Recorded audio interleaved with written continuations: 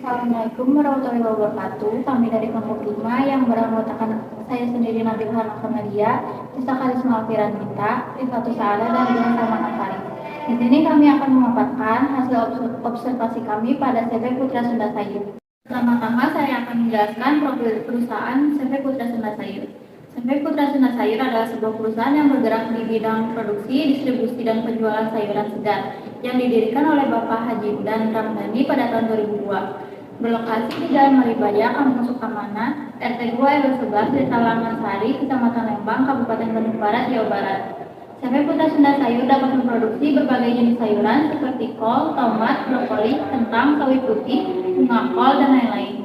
Produk-produk tersebut biasanya dikirim ke Kalimantan, yaitu ke Pontianak, lalu dijual ke pasar lokal yang ada di sana, sesuai dengan pesanan. Sedangkan untuk sayuran yang sangat matang akan dijual ke pasar lokal yang ada di Jakarta dan Bekasi.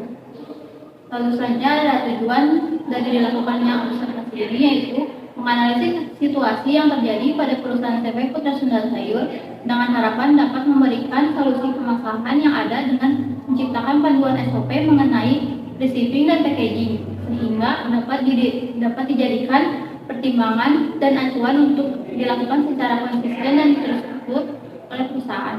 Lalu selanjutnya manfaat dari dilakukannya observasi ini adalah yang pertama, menjadi bahan ajar dalam menyelesaikan studi kasus atau permasalahan yang terjadi pada perusahaan.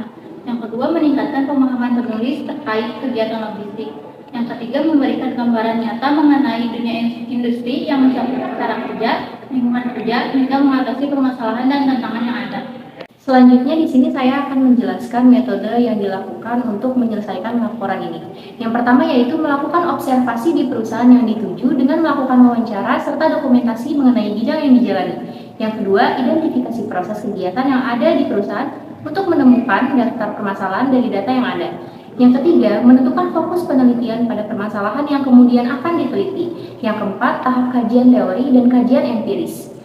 Tim mulai menyusun proposal penelitian dan mempelajari teori dan hasil terkait penelitian terdahulu. Yang kelima, pengambilan solusi permasalahan dengan melakukan perancangan SOP receiving dan packaging menggunakan Swinian flowchart. Yang keenam, pengajuan rancangan SOP ke pihak perusahaan. Jika disetujui dapat digunakan dan jika tidak disetujui maka SOP direvisi. Yang ketujuh, hasil rancangan dan kesimpulan untuk rekomendasi yang dapat diajukan kepada perusahaan dan hasil penelitian. Selanjutnya, topik permasalahannya yaitu kesulitan dalam pengepakan sayuran karena sayuran cenderung mudah rusak jika terlalu lama dalam perjalanan pengiriman, serta tidak adanya pedoman standar operating procedure atau SOP yang dimiliki oleh perusahaan sehingga tidak ada standar khusus atau prosedur khusus yang harus dilakukan oleh karyawan dalam melakukan kegiatan di perusahaan. Lalu solusi permasalahan yang kamu berikan yaitu solusi yang tim berikan untuk permasalahan tersebut yaitu merancang panduan SOP pada bagian penerimaan barang atau receiving dan pengemasan barang pada packaging, di mana keduanya memiliki peran penting terhadap biaya yang ditimbulkan oleh perusahaan, kepuasan konsumen, serta kualitas dari produk yang dihasilkan oleh perusahaan yang mempengaruhi reputasi perusahaan. SOP yang kami usulkan yang pertama ada SOP mengenai receiving, penerimaan barang dengan tujuan untuk memberikan panduan dan prosedur yang jelas dalam mengelola penerimaan produk yang masuk ke gudang dengan efisien, akurat, dan aman. SOP ini berlaku untuk semua petugas yang melakukan penerimaan barang di area warehouse CV Putra Sunda Sayur. Prosedurnya yaitu yang pertama, mengecek kondisi barang yang akan diterima, pelaksananya bagian administrasi. Yang kedua, melaporkan ke atasan sudah sesuai atau tidak, pelaksananya kepala bagian. Yang ketiga, mencatat dalam kartu barang, pelaksananya bagian administrasi. Yang keempat, menandatangani BA penerimaan barang, pelaksananya kepala bagian. Yang kelima, menyimpan barang di gudang untuk dilakukan pengemasan, pelaksananya petugas yang berwenang. Dan terdapat dokumen pelengkap yaitu buku penerimaan barang dan kartu barang. Ya, yang selanjutnya saya akan memaparkan yang kedua SOP tentang packaging. Ya, saya akan memaparkan mengenai prosedur kegiatan dalam SOP packaging. Yang pertama adalah persiapkan bahan kemasan. Yang kedua, pastikan bahan kemasan cukup dan lengkap. Yang ketiga, periksa bahan kemasan dan hindari yang rusak. Yang keempat, pisahkan jenis sayuran.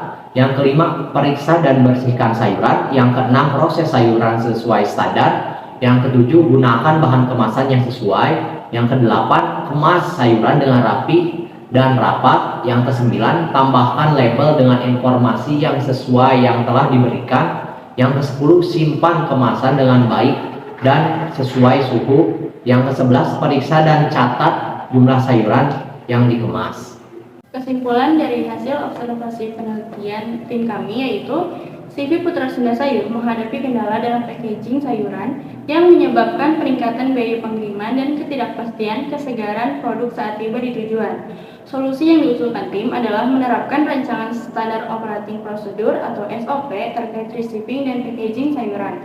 Dengan adanya SOP yang jelas, perusahaan dapat meningkatkan efisiensi, mengurangi kesalahan, dan memastikan kualitas produk yang baik, sehingga dipastikan proses receiving dan packaging dilakukan secara konsisten, sesuai standar untuk mengurangi kesalahan, meningkatkan efisiensi, mengurangi biaya tambahan, dan memastikan keamanan serta kesegaran produk selama pengiriman. Dengan demikian, implementasi SOP menjadi solusi yang efektif untuk mengatasi masalah dalam pengemasan, peningkatan kualitas, efisiensi keamanan produk sayuran, serta menjaga kepuasan pelanggan dan keberlanjutan bisnis perusahaan agar tercipta standarisasi perusahaan yang baik. Sekian presentasi dari kelompok kami, kurang lebihnya mohon maaf. Wabillahi taufiq wal hidayah. Wassalamualaikum warahmatullahi wabarakatuh.